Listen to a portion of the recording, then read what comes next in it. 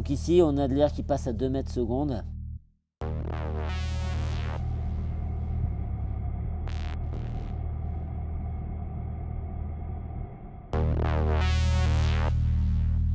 J'ai pas fait de mesure complète, mais en tout cas, on est à peu près au quart de la valeur demandée pour du BBC. Il n'y a pas un seul stade où on doit le prendre en compte, c'est à tous les stades du bâtiment, prescription, conception, mise en œuvre. Alors, il y a une seule règle, extrêmement simple, il suffit de faire une couche étanche à l'air qui soit continue. Alors si vous voulez, sur ce bâtiment, on est à 0,12. Quand on a posé les panneaux de contreventement avant, qui sont dessous le bardage, là, on a commencé par scotcher déjà dès l'extérieur tous les panneaux entre eux pour limiter les fuites d'air. Au niveau du toit, là, les pannes qui soutiennent la charpente sont coupées, sont interrompues dans le mur, ne traversent pas du tout le mur. Ensuite, on a des cadres qui viennent boucher les espaces entre pannes et on a mis un compris-band, donc un espèce de joint qui fait le tour de la maison, qui passe sur les pignons, sur les sablières en bas de pente. C'est vrai qu'en construction bois, on nous demande beaucoup d'ouvrages déjà BBC. Par sa technique en construction bois, on y arrive plus facilement, notamment en maîtrisant un hors d'eau hors d'air, qui est la principale difficulté dans la RT 2012, notamment BBC.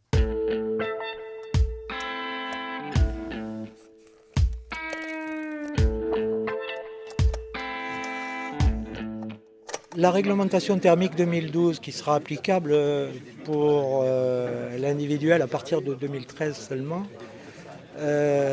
prévoit au dépôt du permis de construire la production d'une attestation par laquelle le maître d'ouvrage va s'engager à respecter la réglementation thermique.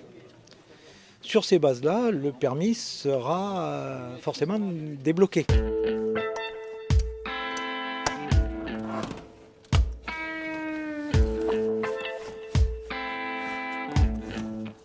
La réglementation thermique 2012 prévoit à la fin du chantier, pour obtenir la conformité au permis de construire, que soit produit une note technique dont les modèles viennent d'être publiés au journal officiel, qui attestera du bon calcul et du respect de la réglementation thermique.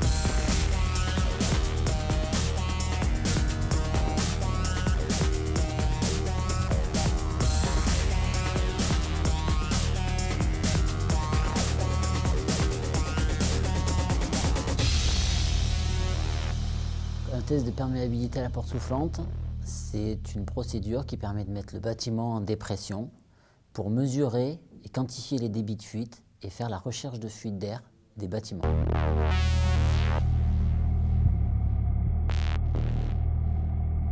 C'est un débit de fuite à 4 pascal, ici, qu'on cherche. On ne peut pas faire de mesure à 4 pascal. Donc je vais faire des mesures à 10, 20, 30, 40, 50, et on va extrapoler un débit de fuite, ici, à 4 pascal. Là, ce sont des mètres cubeurs, et là, ce sont des pressions. La RT 2012 prend en compte plus de paramètres que l'étanchéité à l'air. L'étanchéité à l'air, c'est un des éléments de la RT 2012. Et il y a un deuxième contrôle, qui est le diagnostic performance énergétique, qui est réalisé depuis 2-3 ans sur tous les bâtiments neufs, et qui permet de donner à chaque bâtiment une étiquette énergie qui est à la disposition de l'acquéreur ou du futur propriétaire. Dans le cadre de ce contrôle, l'opérateur vérifie si les systèmes de chauffage, de ventilation et, s'il le peut, les épaisseurs d'isolant sont conformes à ce qui a été inscrit dans l'étude thermique.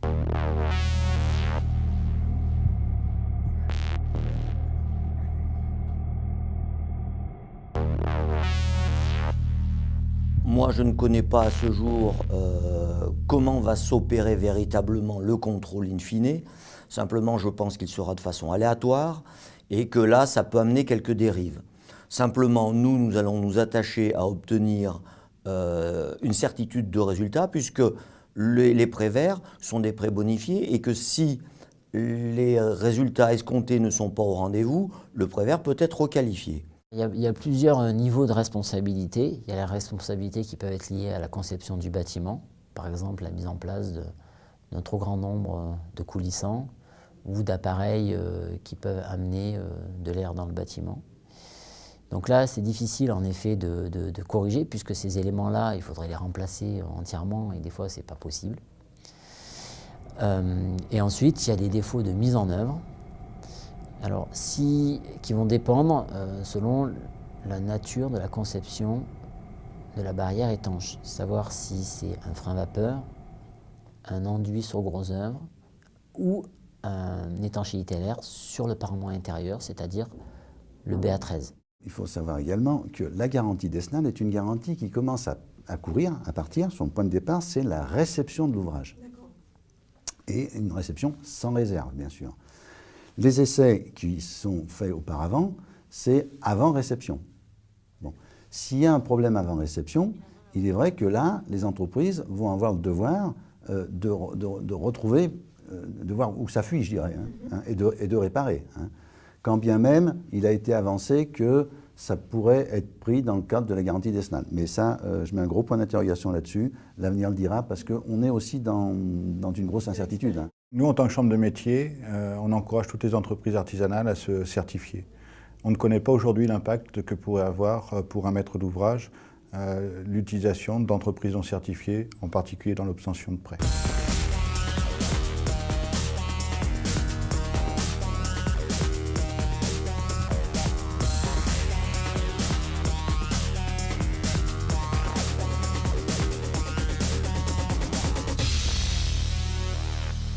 Je pense qu'il va falloir une grosse solidarité des entreprises de seconde œuvre. Après avoir eu, à mon avis, un test très important après le hors-d'eau hors-d'air. A priori, ce n'est pas obligatoire, mais pour moi, ça devrait l'être. Parce que le deuxième test de finale va en découdre. Souvent, sur les projets, selon la nature des constructions, on se retrouve avec un test intermédiaire qui permet, avant la finition, de vérifier les fuites et de les corriger pour que le bâtiment soit au mieux au moment de sa réception. Si le premier n'est pas bien déjà fait, les dégâts vont être plus importants et plus durs à résoudre, quoi. Si ça vient déjà au niveau de quelques menuiseries ou autres, ça se reporte sur les électriciens, les plombiers, les plaquistes. Et là, le travail est plus dur à résoudre. Là, vous voyez, on est à 3 à 5 mètres secondes. S'il y avait un boîtier étanche, on serait entre 0,4 et 1,5 maxi.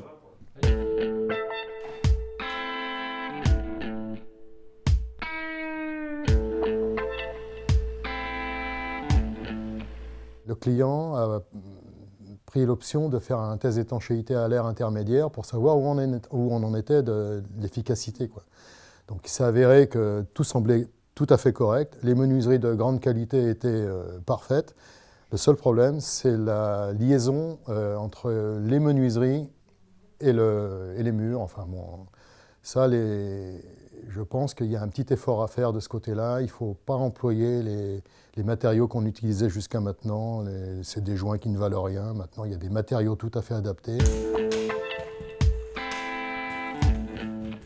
Que l'électricien soit conscient de l'importance de l'étanchéité à l'air, si on parle de ça, que le plaquiste soit aussi conscient de l'étanchéité à l'air, du travail de l'électricien, pourquoi il a mis des manchettes d'étanchéité, pourquoi on a choisi une fibre de bois, pourquoi on met du fermacell, des choses comme ça. Donc effectivement, que tous les corps de métier, à un moment, puissent se rencontrer sur un chantier pour que chacun se connaisse, comprenne tous ces matériaux et puis que le chantier soit cohérent de A à Z. Il faut que dès la conception d'un bâtiment, on va dire quand on prépare un chantier, il faut que l'équipe de maîtrise d'œuvre, donc on peut parler de l'architecte, on peut parler des bureaux d'études lorsqu'il y en a, puisse travailler justement avec les entreprises et explique clairement ce qu'il faut faire pour justement avoir au bout le résultat attendu. C'est vraiment à nous, en tant qu'architecte, en tant que maître d'œuvre suivi de chantier, d'avoir une veille constante pour tous les corps d'État au niveau du chantier. Mais je dirais que on est un peu le fil conducteur, mais effectivement, après, il faut quand même que chaque entreprise se responsabilise pour pour pas faire n'importe quoi et surtout pas endommager le travail qui aura été fait précédemment.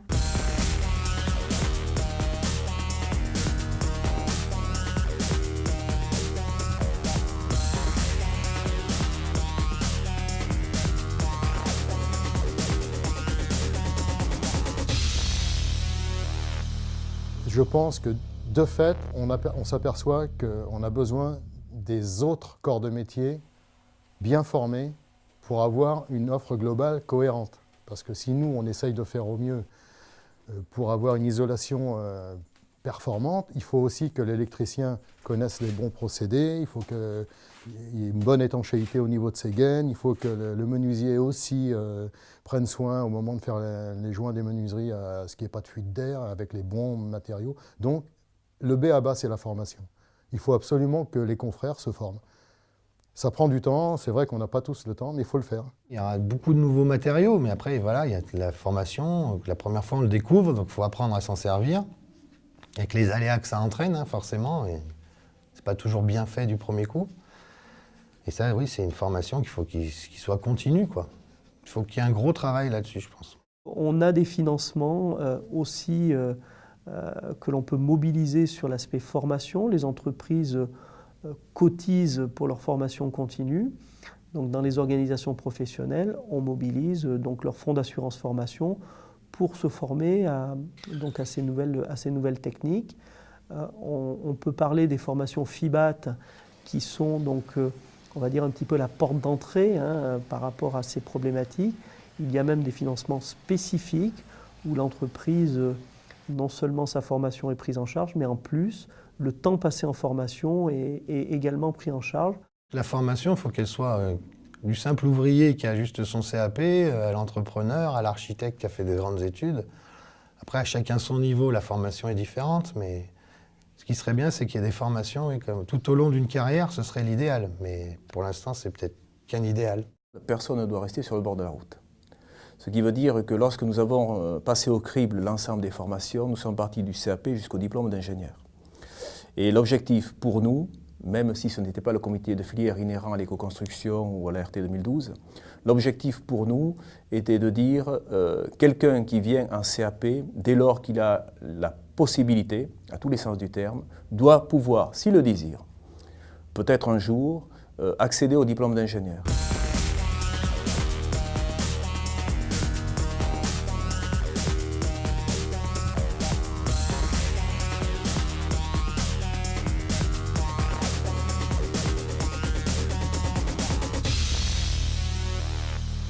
C'est une réflexion fondamentale pour les chefs d'entreprise aujourd'hui ardéchois d'intégrer le développement durable dans leur stratégie. Je crois qu'il y a un problème de réglementation, il y a à s'adapter à ces réglementations, mais au-delà de ça, il faut derrière utiliser le développement durable pour en faire un atout pour son entreprise et pour se développer. Et non pas seulement considérer que c'est une contrainte qui génère des coûts. Il y a des contraintes, mais dans tous les cas de figure, il y a eu des contraintes. Mais ça, c'est des contraintes en fait, qu'il faut accepter parce que ça va dans le bon sens. C'est une obligation. Et si on peut joindre l'utile à l'agréable, à savoir utiliser des matériaux qui sont plus intéressants pour la santé de ceux qui le mettent en œuvre, c'est quand même bien, quoi. Parce que c'est aussi un choix écologique, c'est un choix pour les gens qui vont y habiter, c'est un choix pour les gens qui travaillent sur le chantier, mais pour le bâtiment aussi, pour préserver le bâti ancien. Il faut vraiment un bâtiment, alors certains vont utiliser le mot respire, un bâtiment qui respire, mais c'est plutôt un bâtiment qui perspire, c'est-à-dire que l'humidité puisse s'évacuer. Quand on parle d'humidité, c'est toujours de l'humidité intérieure qui va migrer vers l'extérieur. On parle toujours d'une migration d'humidité du point le plus chaud vers le point le plus froid. Donc les freins à vapeur se posent côté intérieur, ils doivent être parfaitement scotchés, parfaitement collés, avec des scotch et des colles adéquates, c'est-à-dire adaptés au système de frein à vapeur.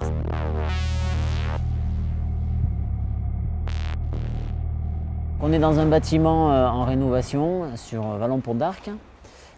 Donc on ne dispose ni études thermiques ni de plan d'architecte et on a besoin de mesurer les surfaces de parois froides pour savoir si on va avoir des résultats conformes ou non à la réglementation thermique. Sur un bâtiment comme ça, en fait, il y a 202 mètres carrés de murs, extérieurs ou mitoyens, et plafond.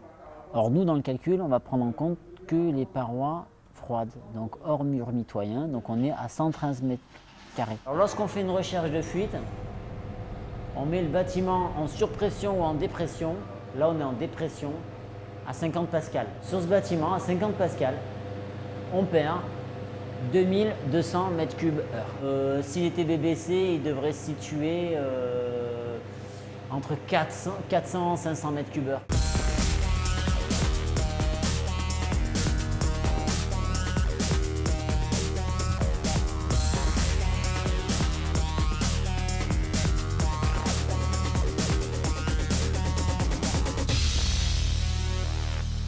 Le neuf ne représente qu'1% du parc.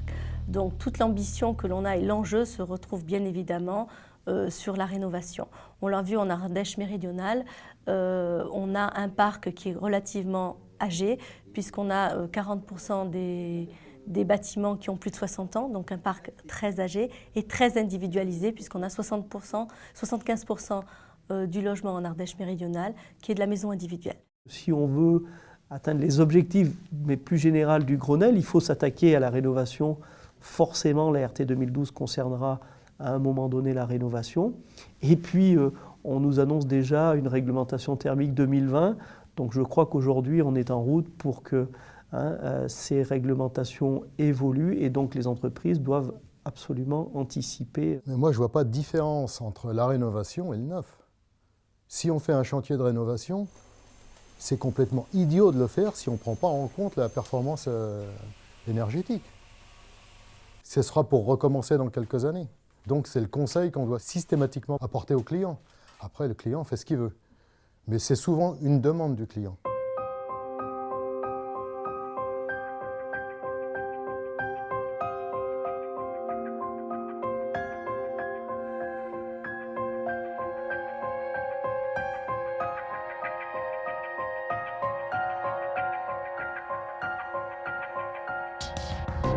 Rappelons-le, l'objectif est de diviser par 3 en moyenne la consommation énergétique des bâtiments neufs par rapport à la réglementation actuelle. Et derrière, avec des produits innovants suffisamment écologiques, vous vous retrouvez avec un avantage comparatif par rapport à des concurrents qui viennent d'ailleurs.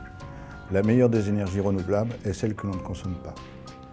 La réglementation thermique 2012, si elle est bien appliquée, permet de réelles économies d'énergie.